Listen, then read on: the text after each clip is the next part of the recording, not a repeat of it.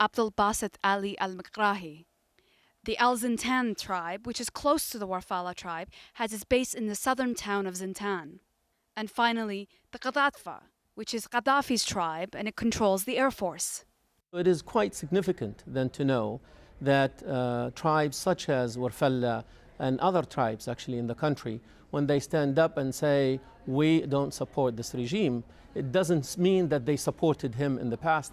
It just means we are going to stand against you, and we're going to stand along the people on the street. We're going to stand along the Libyan people instead.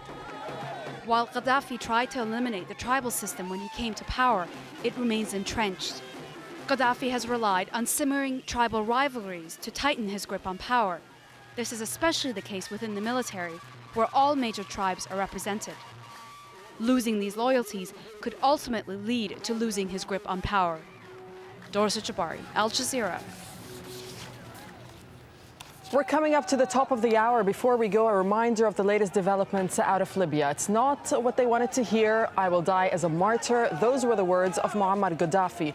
In a speech that lasted 75 minutes, he told the nation that he's not going anywhere and he will fight to his last drop of blood.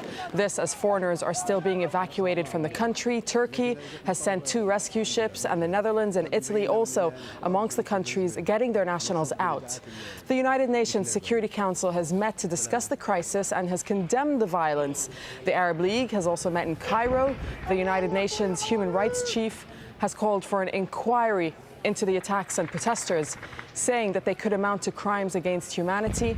And Libyan state television has been showing pictures of crowds of Gaddafi supporters out on the streets of Tripoli. Those are the latest news out of Libya. Sohail Rahman joins you in a few moments. Stay tuned.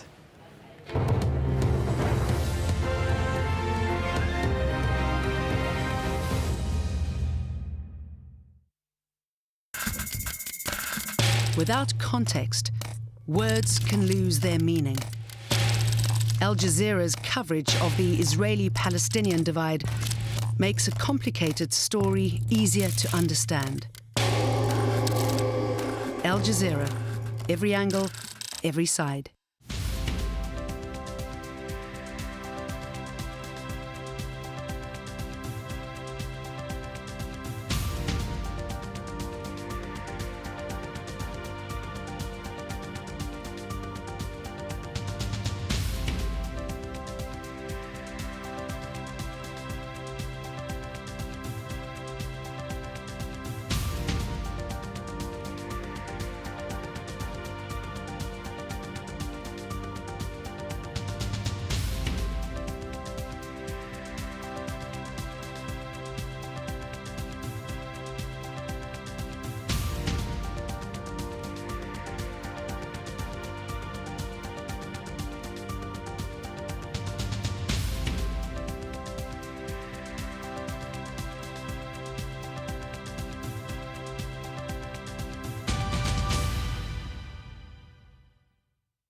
He's taken stolen goods and he's now dumping them onto the world without any sort of consideration for consequences. From people making the news. If the North will be saved a lot of trouble, I think it is important that they should come together. To those it affects. We do accept that there was very bad mistakes made in our banking area. Behind the headlines. Most South Koreans are not interested in unification. Is the inside story.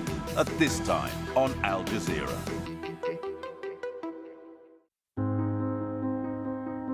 It is in the details. A look. A connection.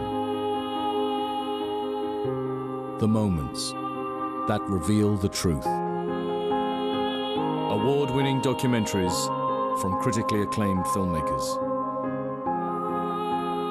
Witness documentaries to open your eyes. At this time on Al Jazeera.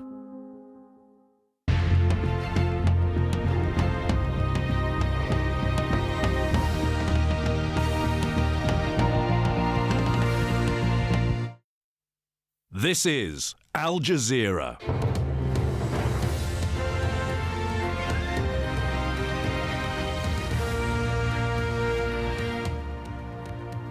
Welcome to the News Hour live from Doha. I'm Sahil Rahman from Al Jazeera's news centre here in Doha and also in Washington with live and continuing coverage of Libya's uprising. In his first major speech since the unrest began, a defiant Muammar Gaddafi calls on his supporters to reclaim the streets.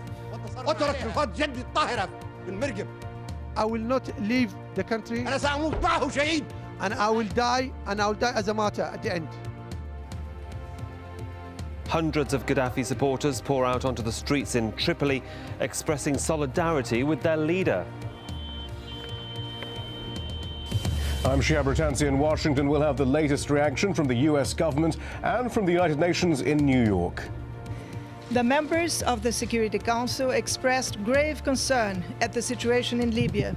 The UN Security Council issuing a statement condemning the use of force against civilians. But is the international community contemplating any real action? And a national state of emergency, New Zealand's earthquake kills at least 75 people.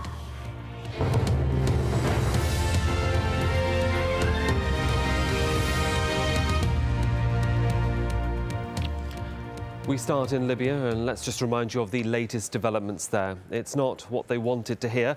I will die as a martyr. The words of Muammar Gaddafi in a speech that lasted 75 minutes. He told the nation that he's not going anywhere and that he'll fight to his last drop of blood. This as foreigners are being evacuated from the country. Turkey has sent 2 rescue ships, and the Netherlands and Italy also amongst the countries getting their nationals out. The United Nations Security Council has met to discuss the crisis and condemned the violence. The Arab League has also met in Cairo. The United Nations Human Rights Chief has called for an inquiry into the attacks on protesters, saying they could amount to crimes against humanity. And Libyan state television has been showing pictures of crowds of Gaddafi supporters in the streets of Tripoli. Well, as we mentioned, the Libyan leader addressed his people a little earlier. Let's listen to a little of what Muammar Gaddafi had to say. Peaceful demonstration is different, and the undermining of the sovereignty is a different matter. The world must understand peaceful demonstration is different. Libyan people don't need to go to demonstrations. They can go to the People's Committee. But armed rebellion, to disconnect Derna or Beida or Benghazi, it's a different matter. We will not allow it. Ahmed al-Zweihi, the Secretary-General of Libya's People's Committee, spoke at a press conference earlier. He blamed foreign media for exaggerating unrest in the country, singling out Al Jazeera and the channel's host country, Qatar. We used to respect our brothers in Qatar, but the brothers in Qatar have dedicated AlJazeera channel in order to provoke, to create lies, and to by Egyptians who live in Qatar, who have been paid a lot of money in order to conduct this conspiracy. And this is unacceptable from a brother country. Libya